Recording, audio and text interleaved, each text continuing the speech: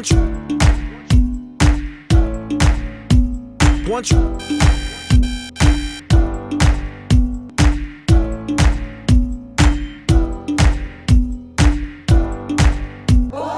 Ano hong nararamdaman niyo? Pag sumusumpong yung aking hikal, hindi lang makahinga. Pag naman sumumpong yung aking diabetes, halos mag-collapse ako. Kasi minsan, tumataas. Na-hospital po ba kayo? Madalas ako ma-hospital noon, nung nakarang taon. Sa hospital po ba? Sa Yangan. Nung nakalabas ako sa hospital, parang hindi ako kontento sa nararamdaman ko. Nagdamag akong lagang hindi makahinga. Kailan mo na-discover yung herbal? Nung isang taong mahigit na po yun January. Nung nakapanood nga ako kami ng asawa ko doon sa patatantunan niyo sa Tito. Saan mo napanood? Sa Tita Brad? Opo, doon po. Inutusan niya yung anak ko na hanapin yung lugar na yung kay Herrera na herbal para subukan namin. Agad-agad akong kinainom ng number 10 sa umaga.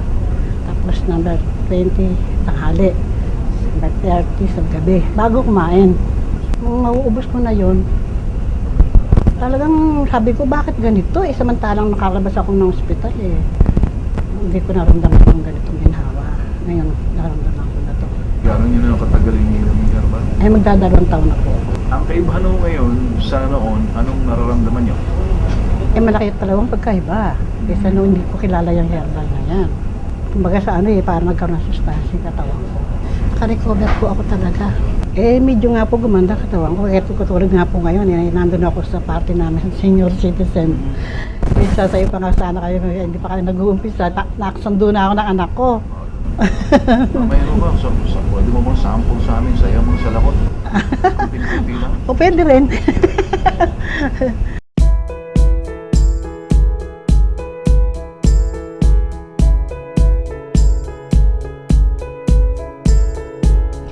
Ito po kasi taon na ho ang pag-inom ko ng anti-allergy o Silestimin tablets.